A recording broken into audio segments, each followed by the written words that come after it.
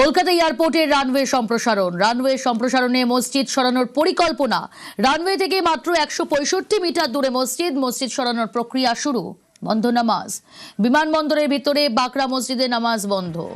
আপনাদের আরো একবার জানাবো, কলকাতা এয়ারপোর্টের রানওয়ে সম্প্রসারণে মসজিদ সরানোর পরিকল্পনা। রানওয়ে থেকে মাত্র 165 মিটার দূরে মসজিদ সরানোর প্রক্রিয়া শুরু। বন্ধ নামাজ। বিমানবন্দরের ভিতরে বাকরা মসজিদে নামাজ বন্ধ। কি পরিস্থিতি, কি আপডেট জানবো, সরাসরি সুদীপ্ত রয়েছে আমার সঙ্গে। সুদীপ্ত,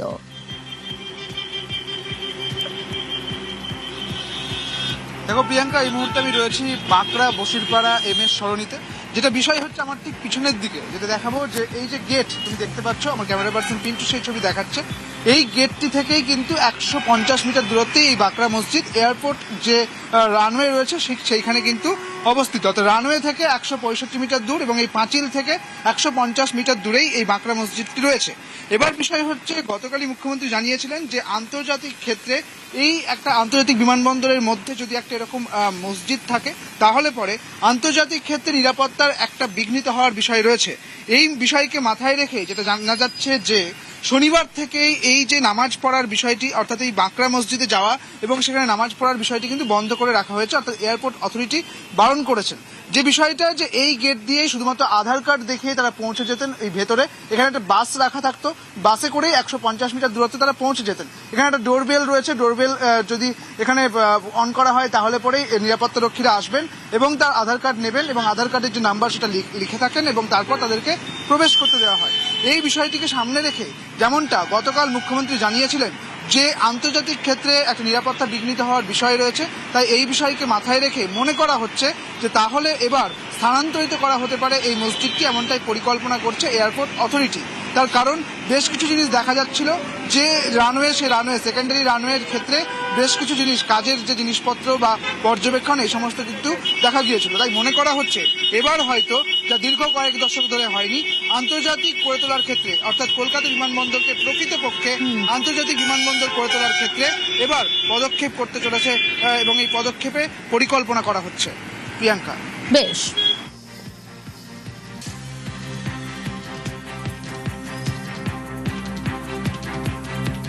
আমাদেরকে কোনো জানানো হয়নি, আগের থেকে কোনো নোটিশও দেওয়া হয়নি। আমাদের নেক্সট স্টেপ বলতে সোমবার দিন অথরিটির যে ডিরেক্টর সাহেবের সঙ্গে আমরা দেখা করব। উনি কি বলতে চাইছেন, অথরিটির কী বক্তব্য আমাদেরকে সেটা জানান। আমরা দেশের আইনের প্রতি আস্থাশীল, দেশে আইন আছে, কানুন আছে। আমাদের মসজিদটা বৈধ, 1890 সালের মসজিদ, অনেক পরে রানওয়ে হয়েছে, আমাদের মসজিদের রেকর্ড আছে। এবার আমরা আইনের পথে যতটা যাওয়া যায় আমরা সেভাবে, আমরা কোনো রকম অশান্তির পথে যাব না। পালাবদলের পরই কলকাতা বিমানবন্দরে রানওয়ে সম্প্রসারণে সাহায্য করছে রাজ্য সরকার। মুখ্যমন্ত্রীর স্পষ্ট বার্তা, দেশের নিরাপত্তায় বিমানবন্দরের নিরাপত্তাকে অগ্রাধিকার। জাতীয় নিরাপত্তা, বিমানবন্দরের নিরাপত্তা অগ্রাধিকার পাবে, এইটাই সরকার। অন্য সরকার হলে ধমকাতো, যেমন রেজিনগরের লোকটা ধমকাতো, এখন আর ধমকায় না। এই বিমানবন্দরের লোকেশন খুব গুরুত্বপূর্ণ নিরাপত্তার ক্ষেত্রে। চীন, বাংলাদেশ সব কাছে, এটা আন্তর্জাতিক বিমানবন্দর। এইখানে এইভাবে খুলে রাখা যায় না।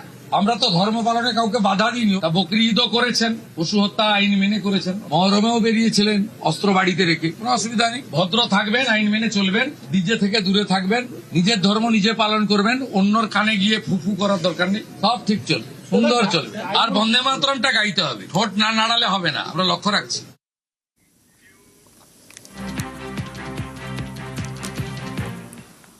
উন্নয়নের উড়ানে আর থাকছে না বাধা। রাজনৈতিক সদিচ্ছায় কেটেছে কয়েক দশকের জট। 28 মে এক্সক্লুসিভলি এই খবর আমরা দেখিয়েছিলাম। 2রা জুলাই আরও একটা এক্সক্লুসিভ খবর। কলকাতা বিমানবন্দরে সেকেন্ডারি রানওয়েতে কাজ শুরু হওয়ার খবর আমরাই প্রথম দেখাই আপনাদের। একের পর এক এক্সক্লুসিভ ছবি, যা দেখলেই স্পষ্ট হয়ে যাবে সেকেন্ডারি রানওয়েতে কাজ কিভাবে এগোচ্ছে। এই হলো সেকেন্ড রানওয়ে, এই হলো বাকরা মসজিদ, বিমানবন্দরের বাউন্ডারি থেকে 150 মিটার দূরত্ব। এইখানে দেখুন, এই সেকেন্ড রানওয়ের পাশে, ওপাশে প্রাইমারি রানওয়ে দূরে যেটা দেখছেন, আর এই সেকেন্ডারি রানওয়ে থেকে ঠিক সামনে আরেকটু প্লে করলে আমরা বুঝবো, এই বাকরা মসজিদ থেকে দূরত্ব 165 মিটারের। মানে সেকেন্ড রানওয়ে যেখানে শেষ হচ্ছে সেখান থেকে বাঁকড়া মসজিদের দূরত্ব 165 মিটারের, কিন্তু নিয়ম কি বলছে? নিয়ম বলছে যে রানওয়ে শেষ হওয়ার পরের 240 মিটার পর্যন্ত কোনো রকম কোনো কনস্ট্রাকশন থাকতে পারবে না। এই মসজিদটি যদি এখানে না থাকে, অর্থাৎ যদি এটা সরানো হয়, তাহলে কি হবে?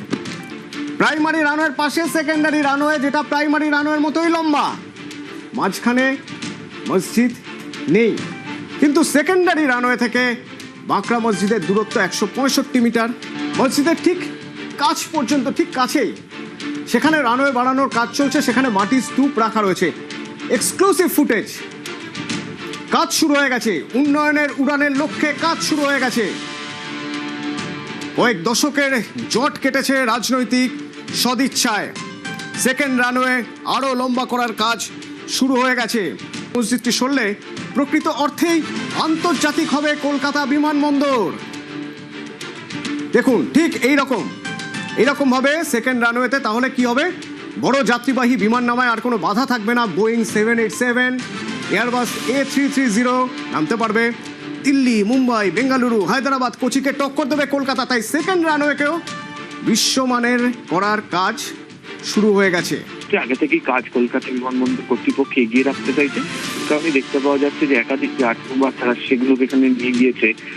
তারপরে হচ্ছে আমরা দেখতে পাচ্ছি যে প্রচুর পরিমাণে যে পাথর সেগুলো পৌঁছেছে, যাতে ওই রোড টপটাকে তৈরি করতে পারা যায়। ফলে সব মিলিয়ে অত্যন্ত দ্রুততার সাথে কলকাতা বিমানবন্দরের ভেতরে রানওয়ে সম্প্রসারণের যে কাজের যে গতি সেটা এসছে, সেটা ধরা পড়েছে আমাদের ক্যামেরায়।